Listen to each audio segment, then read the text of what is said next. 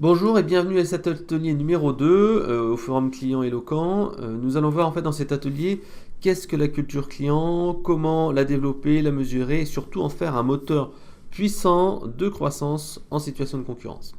Alors je vous rappelle que si vous participez au forum, vous pouvez tout simplement tweeter et partager sur les réseaux sociaux. Vous pouvez prendre une petite photo de nos slides, n'hésitez pas, hein, et les partager sur Twitter en nous mentionnant Eloquent News ou sur LinkedIn. On a le hashtag Forum Eloquent 2019. Si vous le souhaitez et être guidé pendant le forum, vous pouvez aussi faire appel à notre bot, notre chatbot Scarlett, que vous pouvez utiliser via le QR code présent ici ou l'URL m.me/eloquentnews, et donc Scarlett va vous aider tout au long de la journée. Aujourd'hui pour cet atelier, donc, nous aurons 3 personnes qui vont animer l'atelier. Tout d'abord Sophie Gaingbay qui est responsable de l'expérience client chez Bouygues Télécom Entreprises. Ensuite, nous aurons Daniel Reich, qui est chercheur en relations clients et auteur du livre Marketing relationnel. Et enfin, moi-même, Frédéric Canevet, Product Manager pour l'application Cockpit et l'offre de chatbot. Alors pour nous, la culture client était vraiment un sujet majeur en 2019, avec de nombreuses récompenses qu'on a obtenues, comme par exemple par la FRC, l'Association française de la relation client. On a eu la palme de la relation client 2018 pour l'expérience collaborateur. On a également eu le trophée de l'innovation digitale lors des 24 heures de la relation client. On a été nominé par Bref Echo dans la catégorie Trophée d'innovation, et on a également reçu avec Bouygues Télécom Entreprises le CX Award argent de la transformation interne, encore une fois grâce à l'application Cockpit. Donc vraiment, pour nous, ce sont des sujets majeurs et on a vraiment été récompensés, on est très fiers d'avoir été récompensés cette année pour ces différents éléments. Alors, qu'est-ce que nous allons voir lors de cet atelier qui va durer de 11h30 à 12h25, à peu près, on va dire 55 minutes? Et bien tout simplement, on a fait notre petit tour de table, on va passer à un rappel. Je pense qu'il est important qu'on voit ensemble qu'est-ce que la culture client, puisque parfois, il y a certaines personnes qui se méprennent sur ce que c'est la culture client par rapport à l'expérience client, etc. Ensuite, on verra les 5 étapes pour diffuser une culture client dans une entreprise. Et enfin, on verra aussi les pistes pour faire de la culture client un véritable avantage concurrentiel. Et là, ça sera surtout Sophie Gaingbay qui nous parlera comment en pratique ils l'ont mis en place chez Bouygues Télécom Entreprises. Donc à chaque fois, on a pris le parti pris de commencer par un élément un petit peu théorique. Ensuite, faire parler Daniel, qui donne des chiffres vraiment très intéressants avec son regard extérieur, et Sophie qui nous donnera des cas pratiques avec des exemples en fait de ces choses qui ont été mises en place chez Bouygues Télécom Entreprises. Alors je voulais déjà commencer par un petit rappel. La culture client, c'est certes l'un des leviers, et pour moi un des leviers majeurs pour offrir une expérience de qualité, mais ce n'est pas la seule. Daniel en parlera un petit peu plus tard. Pour donner une bonne expérience client, on peut tout simplement avoir de très bons produits et services et qui sont parfaitement adaptés à ce qu'attend le client. Et là, on aura un effet waouh, une très bonne expérience client. On peut également avoir un service client qui est au top et qui est réactif et qui est là pour rattraper les problèmes éventuels qu'aurait le client. Et là, encore une fois, on aura une très bonne expérience client parce que le client aura ses réponses rapidement, efficacement et avec courtoisie. On peut également travailler sur le parcours client. Le parcours client, c'est tout simplement comment le client va utiliser son produit. Et à chaque moment de vérité, si l'entreprise est là, forcément l'expérience client sera bonne. Mais il y a le dernier point, qui n'est pas le dernier justement, ce sont les salariés. Puisque les salariés, c'est eux qui vont pouvoir faire passer de l'émotion, de l'empathie. Et comment on le fait? On le fait tout simplement grâce à une culture client. Et ces éléments-là, que ce soit les bons produits-services, le service client, le parcours client, les collaborateurs, vont faire en sorte que l'expérience client soit bonne et ainsi que les gens soient tentés de rester chez vous plus longtemps, réduire l'attrition. Vous pourrez faire plus de ventes croisées, avoir des coûts de vente qui vont être inférieurs, vendre des produits premium, avoir du bouche à oreille, etc., etc. Donc on peut voir que un des moyens, et pour moi un des plus forts, c'est justement travailler sur la culture client. Alors Daniel Ray a publié quelques petites informations sur les impacts business d'une bonne culture client, puisqu'en fait une bonne culture client permet de faire augmenter de 50% un panier moyen. Donc en magasin, si vous avez des employés qui sont orientés clients, qui ont une bonne culture client, vous ferez plus de chiffre d'affaires. De même, les magasins top par rapport aux magasins flop en termes d'expérience client et de culture client surtout, ben, les magasins top font plus 11 points de NPS, ce qui est souvent assez énorme, puisque obtenir une bonne satisfaction client et une bonne recommandation, c'est pas si simple que ça. Enfin, quand on fait des efforts au niveau de l'expérience client et de la culture client, quand on travaille la culture client dans un point de vente, le NPS peut augmenter de 15 points lorsqu'on a fait donc des efforts de formation et d'éducation. Alors là, on a parlé donc de la culture client, on a vu que c'est quelque chose qui est important, que ce n'est pas seul levier, mais c'est un élément, un levier majeur. Et bien tout simplement, on va revenir sur la définition. Et pour cela, en fait, moi j'ai voulu prendre la définition qui a été réalisée par Daniel Rey, un chercheur à Grenoble en relation client. Et pour lui, la culture client se résume selon la phrase suivante.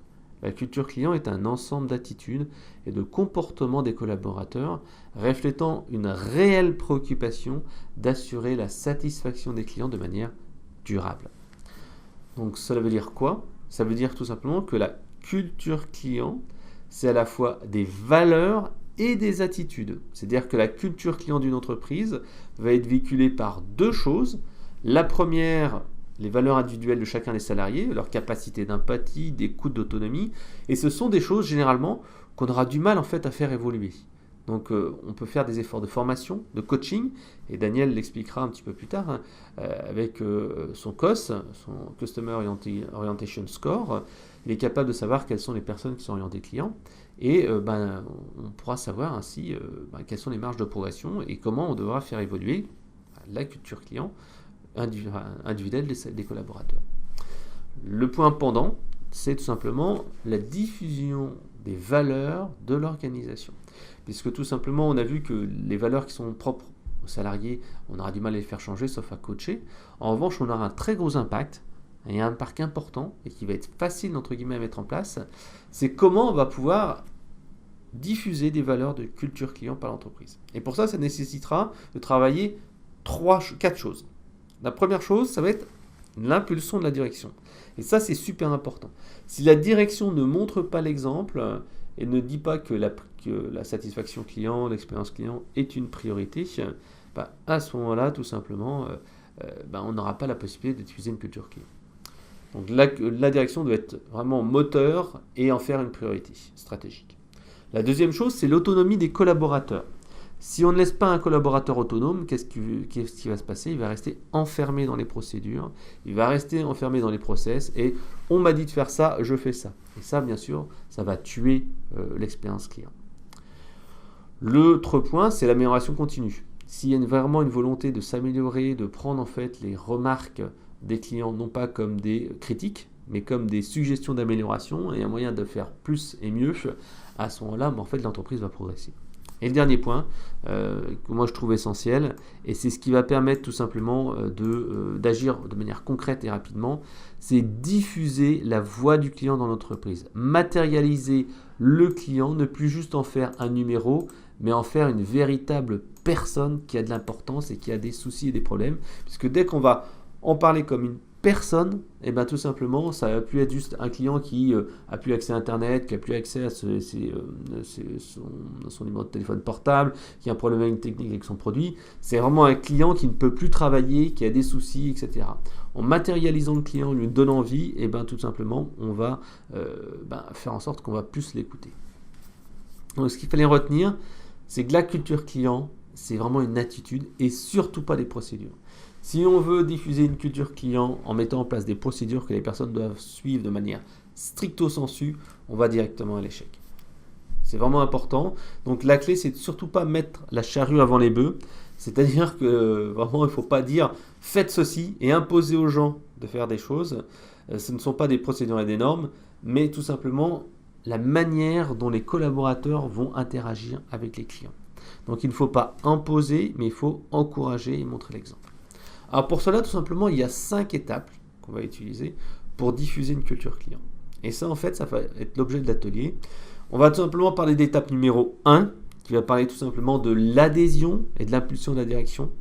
L'étape numéro 2, qui va être tout simplement faire une photo de la culture client dans l'entreprise pour savoir où on en est, pour savoir où on va devoir progresser. L'étape numéro 3, qui a pour but de mettre les collaborateurs comme acteurs de l'expérience client. L'étape numéro 4, qui est tout simplement d'amener la voix du client auprès des collaborateurs. Et ça, on fera vraiment un gros focus là-dessus, parce que nous, on voit très bien que c'est quelque chose qui a permis de faire évoluer et faire changer les mentalités. Et le 5e point, c'est faire de la culture client l'ADN de l'entreprise et donc une réalité au quotidien. Alors la première étape, comme je le disais précédemment, c'est l'adhésion et l'impulsion de la direction. La direction doit donner la direction. Ça paraît évident, mais dans beaucoup d'entreprises, s'il n'y a pas justement cet impact de la direction, tout simplement, ça n'avance pas suffisamment parce que les priorités sont toujours faire du chiffre d'affaires, faire du court terme, etc. Alors que l'expérience client, c'est au contraire préparer le chiffre d'affaires de demain. Alors pour la direction, qu'est-ce que ça veut dire? Ça veut dire tout simplement expliquer, communiquer sur l'importance stratégique, montrer l'exemple en félicitant les personnes qui ont des bonnes pratiques en termes d'expérience client. C'est éventuellement revoir l'organisation et les rémunérations, ne pas juger que sur le chiffre d'affaires court terme. Et pour le département d'expérience client, c'est identifier les ambassadeurs dans les services pour tout simplement avoir des relais, pour relayer les programmes d'expérience client, de culture client, donner de l'autonomie pour encourager les profils orientés clients, former, accompagner les profils réticents, diffuser des messages en valorisant les bons comportements et bien sûr après recruter des bons profils qui sont empathiques. Alors chez Bouygues Télécom Entreprise, ça se matérialise de manière très très simple. C'est la stratégie que suit la structure. L'organisation a été adaptée pour cela. Tout simplement, la direction a officiellement communiqué sur 2 axes stratégiques qui sont l'expérience client et la qualité de service. Et donc, il y a vraiment une communication forte là-dessus. Deuxième point, tout simplement, il y a une création d'une direction d'expérience client depuis 2015 avec 3 personnes qui travaillent à temps complet pour améliorer et optimiser l'expérience client et diffuser une culture client. Et en complément de cela, il y a eu ce qu'on appelle des relais satellites. Ce sont tout simplement des personnes dans chacun des services qui sont chargées en fait d'appliquer et de relayer les programmes d'amélioration de la satisfaction client. Donc tout simplement, il y a eu pour objectif de décliner la stratégie dans l'organisation, création d'une structure et d'une direction d'expérience client, dans les communications, newsletter, email, etc. Dans les objectifs collectifs et individuels, puisque le NPS et la satisfaction font partie des indicateurs clés, mais également dans les outils, puisqu'en fait des outils ont été mis en place pour justement améliorer et mesurer cette culture client. Alors, Daniel Rey nous a indiqué qu'il y a aussi des petites choses qu'il ne fallait pas oublier, puisque là, en fait, on est vraiment dans un discours où tout se passe bien, mais il y a 3 choses qui sont importantes de savoir. La première chose, tout simplement, c'est qu'il faut éviter les doubles discours. Les doubles discours, qu'est-ce que c'est? C'est la notion d'injonction contradictoire. C'est tout simplement la direction qui dit « oui, le client, c'est super important, mais en même temps, il faut faire le chiffre d'affaires ». Donc en fait, il ne faut pas avoir un double discours en disant de toute façon, non mais la culture client c'est important, sauf quand on est en difficulté, etc. Il faut maintenir ce discours et maintenir ce cap. Deuxième chose, c'est manager par l'exemplarité. C'est tout simplement montrer l'exemple. Par exemple, que la direction puisse appeler de temps en temps des clients. Parfois, il y a des journées d'expérience client où tout le monde dans l'entreprise doit appeler des clients ou que la direction aille voir les clients sur le terrain en direct. Dernier point, aller jusqu'aux KPI et pas rester dans le discours, donc mettre en place des indicateurs, les suivre, mais on verra que ça ne sera pas tout. Les indicateurs ne sont pas la seule clé, il faut également utiliser d'autres informations.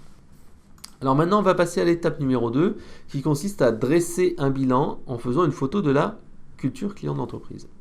Alors il faut vraiment rappeler que la culture client n'est pas un 100 mètres, mais véritablement un marathon.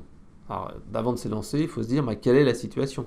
L'entreprise est-elle orientée client dans son ADN? Est-ce que les collaborateurs sont eux-mêmes orientés client? On a bien vu les deux piliers. Soit ça vient des collaborateurs, soit ça vient de l'entreprise.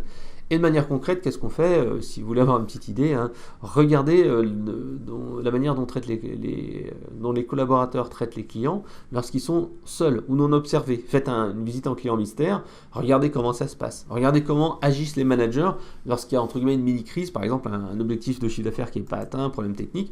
Comment traite-t-on le client? Est-ce que c'est un emmerdeur qui fait chier le monde ou alors c'est quelqu'un qui va tout simplement être moteur pour vous aider? Troisième point, c'est comment est gérée et perçue l'insatisfaction client dans l'entreprise. Est-ce un moyen de mobiliser et de progresser, donc trouver les bonnes solutions d'améliorer la situation en faisant en sorte que le client soit content, ou au contraire, est-ce un facteur de déni des problèmes, disant que le client de toute façon il connaît rien, que c'est une division parce que c'est pas de ma faute, c'est la faute de l'autre service de l'entreprise. Alors pour cela, pour analyser justement cette culture client d'entreprise et la culture client individuelle, Daniel Ray, chercheur en relations clients à Grenoble, a mis en place le COS, Customer Orientation Score, qui permet tout simplement à la fois d'analyser l'orientation client de l'entreprise avec l'impulsion stratégique, comme on le disait tout à l'heure. Est-ce que l'entreprise met vraiment dans ses communications, dans le cœur des communications, etc., le fait qu'il faut satisfaire les clients? Est-ce qu'il y a une bonne connexion aux clients? Est-ce qu'on les connaît bien? Est-ce qu'on est capable d'avoir un retour? Donc cette communication, ces retours, les feedbacks du terrain. Et autrement, le troisième point qui est donc l'autonomie et la responsabilité des équipes, où on en est, est-ce que les gens sont là juste pour exécuter, ou au contraire, ils ont une marge d'autonomie qui leur permet donc d'aller satisfaire le client. Donc ça c'est la première partie. Et la deuxième partie, c'est voir le pendant. Le pendant dans les individus, est-ce que les collaborateurs ont une forte, moyenne ou faible orientation client. Et ça c'est important parce que ça permet de faire une photo et savoir s'il y a beaucoup de gens qui sont orientés client ou au contraire très très peu, est-ce qu'il va falloir vraiment ramer pour mettre en place une culture client ou au contraire, on est déjà pas mal et on va plutôt aller un petit peu à l'étape suivante.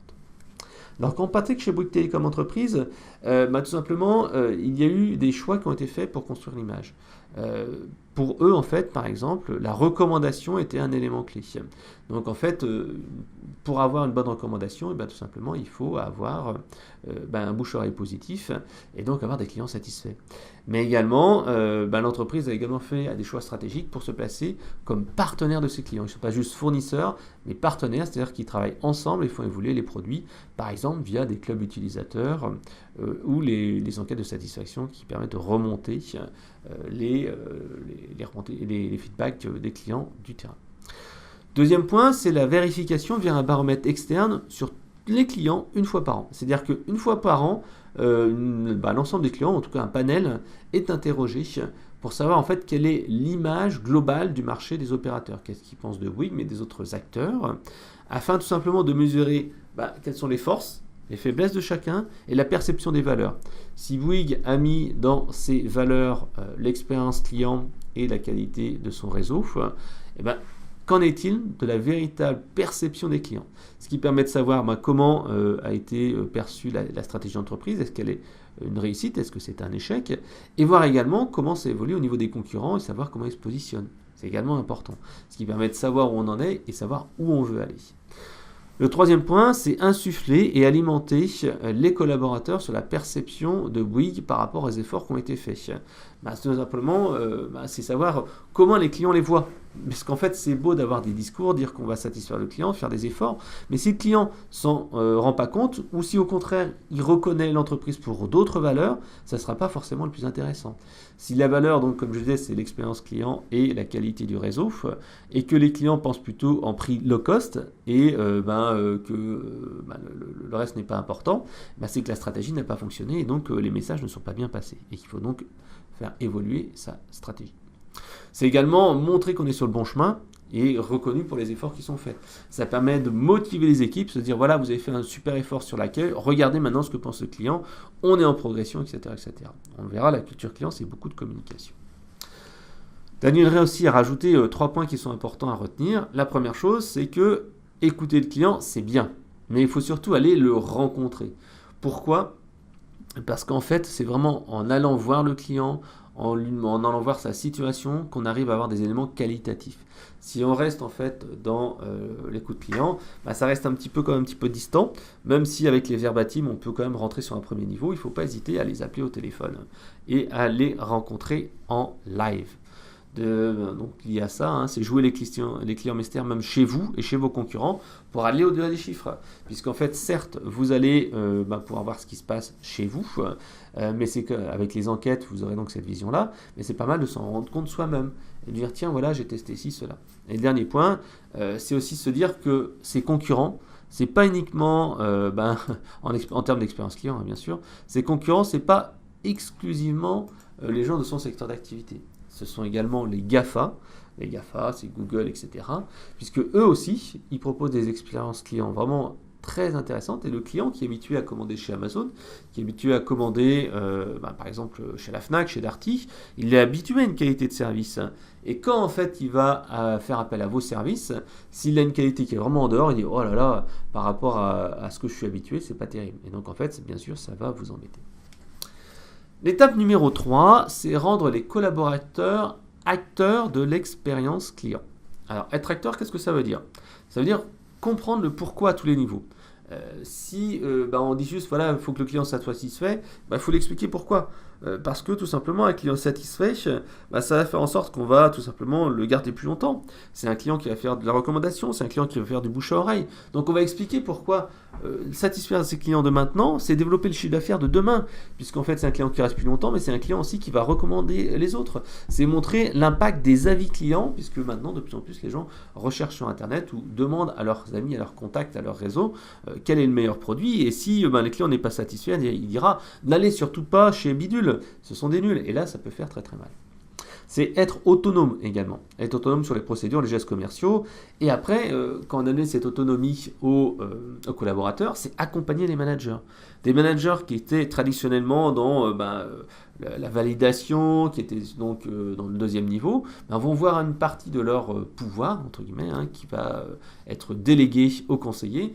Et donc forcément, il faut les accompagner dans ce nouveau rôle parce qu'ils ne seront pas habitués à ça. Le dernier point, l'avant-dernier point plutôt, c'est être force de proposition. C'est de proposer les mêmes idées. À chaque fois, si on ne fait que imposer ces idées à des personnes, forcément, parfois on tombera à côté.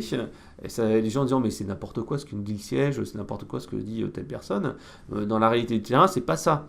Et donc il y aura donc un refus. Il faut au contraire faire passer les idées des collaborateurs, au moins une partie, et montrer mais oui c'est eux qui ont raison et les motiver comme ça, à les rendre acteurs. Et le dernier point, c'est leur donner les bons outils, puisque s'ils n'ont pas les bons outils pour travailler, qu'est-ce qui va se passer? Ils ne vont pas pouvoir donner une bonne expérience client. Chez Bouygues Télécom Entreprise, justement, il y a énormément d'ateliers ou d'outils en fait, qui sont mis en place pour améliorer cette expérience client.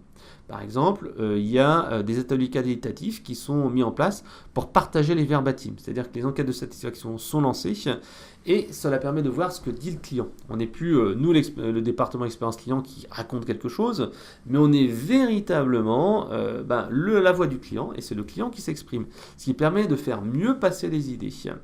Ce qui permet en fait de voir par rapport aux projets en cours s'ils sont bien en phase avec les attentes des clients et revoir éventuellement la hiérarchisation. Parfois on est dans des équipes techniques qui ont une vision un petit peu technique, mais le client, ce qui l'intéresse, c'est pas forcément la puissance, la rapidité de sa fibre optique par exemple, mais savoir comment ça marche. Si le manuel pour brancher sa box est facile à utiliser, etc. etc. Deuxième point, c'est la démocratisation du dispositif de feedback client. C'est tout simplement faire en sorte que tous les services de l'entreprise, en tout cas un maximum de services, aient accès aux remontées clients dans un seul outil unifié. Par exemple, chez Bouygues Télécom Entreprise, toutes les remontées sont dans un outil central qui s'appelle Tableau, qui permet d'aller vraiment regrouper les différents indicateurs. C'est également l'utilisation de l'application Cockpit qui permet tout simplement d'aller diffuser au plus grand nombre, via une simple application mobile, les résultats des enquêtes de satisfaction. Le dernier point qui est mis en place chez Bouygues Télécom Entreprise, c'est l'animation de l'expérience client avec des comités expérience client qui sont faits tous les 3 mois avec les managers et les responsables, mais également des comités qui sont faits tous les 2 mois avec les relais SATCLI, qui sont en fait les personnes dans les services qui se rencontrent avec les responsables de l'expérience client et qui détectent en fait les choses qu'on peut améliorer dans l'entreprise. Et bien entendu, il y a des enquêtes miroirs auprès des collaborateurs pour avoir en fait un feedback client qui soit en phase avec ce que pensent les collaborateurs. Voilà, nous arrivons maintenant à la 4e étape. Le but, en fait, c'est d'amener la voix du client auprès des collaborateurs. Je l'ai dit que c'était quelque chose qui était essentiel et c'est quelque chose sur lequel on fait vraiment un gros focus chez Eloquent. Tout simplement parce qu'il y a 2 faces dans un dispositif d'écoute client à chaud. La première face, en fait, c'est les remontées qui viennent des clients et prospects, qui permettent tout simplement de corriger l'insatisfaction. Lorsque le client était mécontent, on va le rappeler. D'ailleurs, si un client était même très content, on peut aussi le rappeler. Définir un espace d'échange, puisque si le client n'a pas un espace où il peut exprimer son mécontentement, qu'est-ce qu'il va faire? Il va aller sur Internet et il va se défouler. Et si vous n'avez pas la possibilité de répondre, et si les messages restent visibles très longtemps, ça va nuire à votre réputation. Le troisième point, c'est de se sentir écouté. C'est important parce que parfois le client est mécontent, certes on n'y peut rien, mais déjà s'il peut s'épancher et dire ce qu'il pense, déjà il sera un petit peu satisfait. Le dernier point, je le disais précédemment, c'est féliciter les promoteurs, parce que les promoteurs peuvent devenir vos ambassadeurs. Donc ça, c'était la partie dispositif d'écoute client à chaud, ce que ça permet de faire au niveau des clients. Mais ça travaille également, et ça a un impact important, au niveau de l'entreprise et des collaborateurs. Pourquoi ? Puisque comme je le disais précédemment, en ayant les remontées des clients, on va pouvoir humaniser le client. C'est-à-dire que le client ne sera pas juste un numéro, ça sera vraiment une personne qui a un vrai problème et qu'il faut aider. Ensuite, ça permet d'utiliser cela comme une preuve impartiale, on l'a vu tout à l'heure. C'est pas moi qui le dis, c'est le client qui le dit.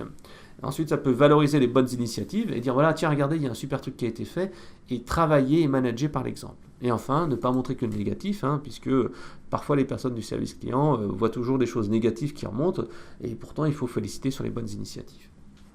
Alors, comment ça se passe en pratique ? Simplement, chez Bouygues Télécom Entreprise, ils ont beaucoup travaillé sur la formation et l'information. C'est-à-dire que certes, il y a des enquêtes NPS, il y a des enquêtes CSAT, il y a des enquêtes CXI, mais il y a eu surtout une explication. Avant de diffuser tous ces indicateurs, il faut informer sur qu'est-ce que c'est, à quoi ça sert, qu'est-ce que ça veut dire. Le NPS, par exemple, c'est le bouche à oreille. Le CSAT, c'est la satisfaction. On est vraiment sur deux notions qui sont certes proches, mais différentes. Un client peut très bien être satisfait, mais pas vouloir recommander parce qu'il est juste content, et inversement. Donc il faut expliquer, informer sur les évolutions et faire du qualitatif. Les évolutions, c'est dire, regardez, on a eu un NPS de temps, il a augmenté, il a diminué, voici les raisons. Et voilà pourquoi ça a changé dans ce sens-là. Donc il y a vraiment deux aspects. Il y a l'aspect suivi, tout simplement, suivi des impacts. On a mis en place des actions, quels ont été les résultats concrets sur la satisfaction, sur le NPS, et quels ont été les verbatims qui sont revenus. Et ensuite, tout simplement, comme je le disais, c'était l'aspect correction de l'insatisfaction. Par exemple, si on rappelle un client très rapidement, tout de suite, il va se dire « Waouh, on m'écoute vraiment ». Par exemple, chez Bouygues Télécom Entreprise, je crois qu'un des records actuellement, c'est 9 minutes. 9 minutes entre le moment où la personne a cliqué sur envoi pour son enquête de satisfaction suite, par exemple, à une installation de sa ligne téléphonique ou de son ADSL, et le moment où le manager a rappelé parce qu'il y avait une insatisfaction. Donc 9 minutes entre, vous imaginez, vous postez directement votre avis, 9 minutes après, vous avez à peine eu le temps de vous dire, bon allez c'est bon, là j'ai envoyé un truc, tac, vous êtes rappelé, et on essaye de résoudre votre solution, tout de suite ça fait un effet waouh. Alors, il y a eu bien sûr 400 collaborateurs qui ont été équipés de ces indicateurs-là, des indicateurs qui sont de satisfaction, qui sont personnalisés selon les profils. C'est-à-dire qu'une personne d'une direction régionale nord, est, sud-est, elle aura une vision surtout de ces régions-là. Donc ça va permettre de savoir exactement comment je suis moi et je me compare par rapport au national. Et donc il y a également aussi le rappel des managers par les managers des clients insatisfaits. Un des gros points majeurs après, ça a été la diffusion des enquêtes de satisfaction au travers de l'App Cockpit. L'App Cockpit, c'est une application mobile qui permet en fait de monitorer le parcours client et d'afficher donc soit des indicateurs clés de performance pour savoir où on en est par rapport aux objectifs, un peu comme dans un logiciel d'entraînement sportif. Est-ce qu'on a atteint ses objectifs du nombre de pas, etc. etc. Mais pareil, est-ce qu'on a atteint ses objectifs en termes de NPS ? On peut voir sur le parcours client les éléments qui sont des points noirs, des points verts en fait, où ça va, où ça va pas, avec un focus vers les indicateurs, vers les verbatims. Et on va pouvoir analyser dans les verbatims pourquoi les gens sont mécontents et bien sûr visualiser également quelles ont été les actions correctives qui ont été mises en place. Donc justement là, si vous voulez avoir une démonstration de l'application Cockpit, n'hésitez pas à contacter eloquent.com.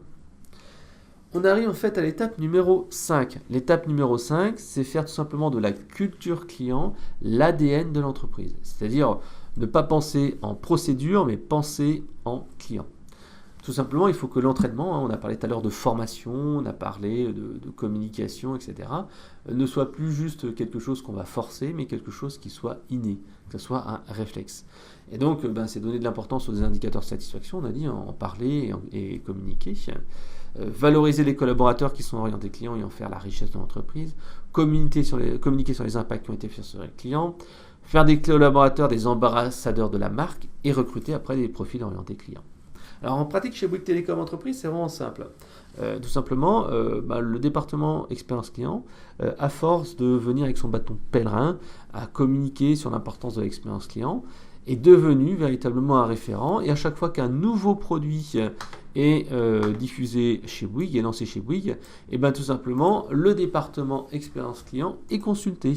Tout simplement pour prendre en compte les irritants, voir si on peut mettre des facteurs waouh et améliorer les process et le parcours client lors du lancement d'un nouveau service. Il y a également un gros important de communiquer sur le fait que les relais Satcli doivent aussi être moteurs et il n'y a pas uniquement monsieur expérience client ou madame expérience client, mais qu'il y a véritablement une responsabilité collective sur le fait que le client doit être satisfait. Et en projet 2019, il y a des projets intéressants chez Bouygues qui vont être mis en place, tout simplement la mise en place de SLA, de satisfaction client. C'est-à-dire qu'on va s'engager à ce que les clients soient satisfaits du service et s'ils ne sont pas satisfaits, tout simplement, il y aura après des actions qui vont être mises en place. Le dernier point de cette présentation que je souhaitais mettre en avant, c'était comment on va faire de la culture client un avantage concurrentiel. Tout simplement, faire en sorte que grâce aux actions qui ont été menées, on va pouvoir remporter des dossiers.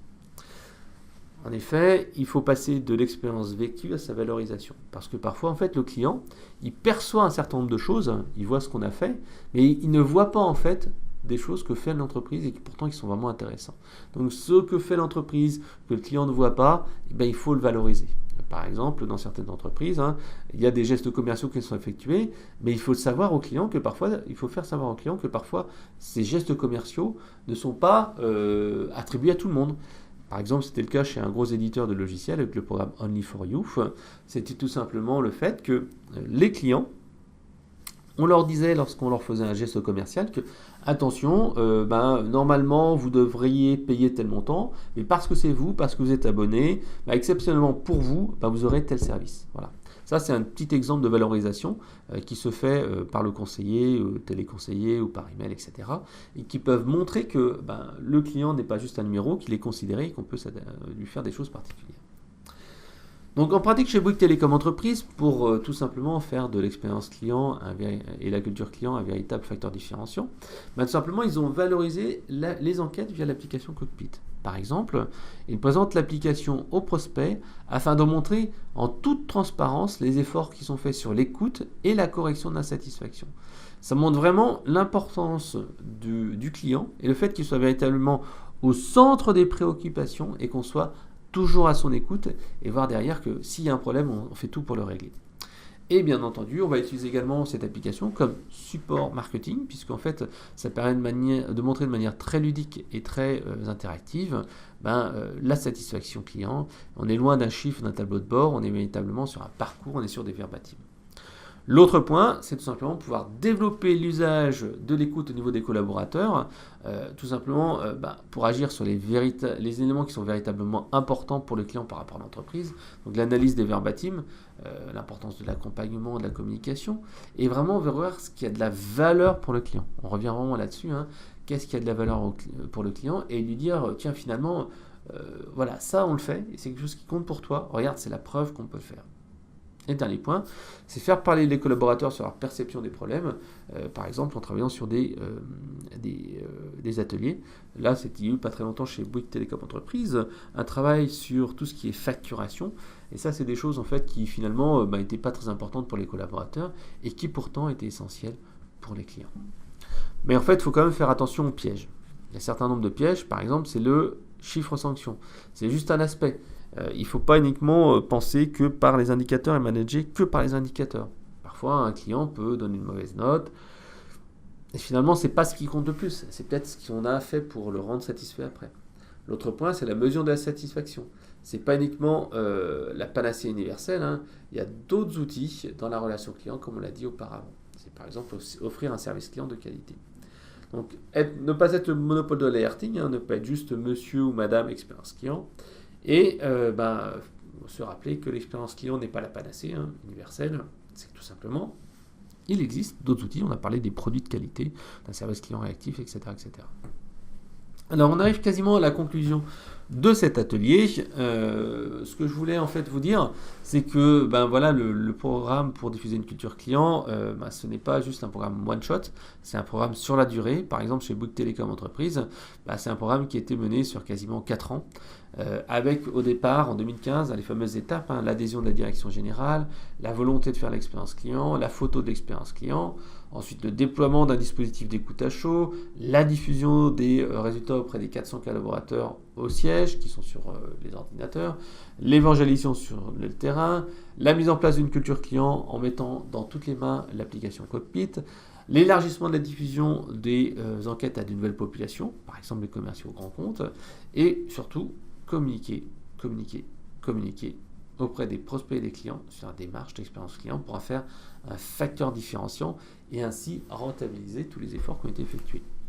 Et là, en fait, pour 2019, comme le disait Bouygues Télécom Entreprise, c'est important en fait de travailler sur la communauté, l'esprit de groupe. Et là, il y a des projets de mise en place d'espaces communautaires en ligne.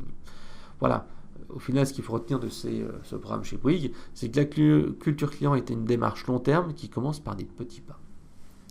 Pour la conclusion de cet atelier, je vous dirais tout simplement que la culture client ne se décrète pas. On l'a vu ensemble, c'est pas en disant et en martelant les clients sont au centre, nous devons penser aux clients, on doit être customer centrique, mais cela passe par des attitudes et des croyances des collaborateurs sur comment se comporter. Et donc, il faut leur donner les moyens de changer cela. Donc c'est d'abord changer les mentalités sur un moyen long terme, donc faire des formations, des ateliers, avoir désormais des collaborateurs, des gens qui sont là pour améliorer l'expérience client, donner une réalité au client au cœur de l'entreprise, jusqu'au plus profonde strate de l'entreprise, et pas faire que ce soit uniquement quelque chose qui est du domaine du service expérience client. Valoriser cette orientation pour en faire un avantage véritablement concurrentiel, parce qu'encore une fois, on aura fait des efforts sur la satisfaction client, on aura fait des efforts pour mener des enquêtes, etc., etc. Mais il faut que ça soit bien entendu rentable via un avantage concurrentiel que l'on met en avant dans ces communications. Alors, votre plan d'action est vraiment très simple. Cette semaine, matérialiser l'adhésion de la direction par une communication dédiée en disant voilà, l'expérience client pour nous c'est une priorité, ça fait partie des X points business pour l'année 2019. Jouer au client mystère sur vos propres produits pour savoir en fait comment ça se passe la vie d'un client, le vie ma vie. D'ici un mois, faites une refonte de vos supports de communication et créez des outils dédiés en termes d'expérience client et de communication. Un autre point, c'est de lancer une enquête auprès de vos clients pour justement avoir cette fameuse photo et savoir ce qu'ils pensent actuellement de vous. Ensuite, diffuser les résultats de l'enquête via l'application Cockpit ou l'application Windows au manager ainsi qu'au CODIR, le comité de direction qui lui aura au moins une vision et un retour terrain factuel.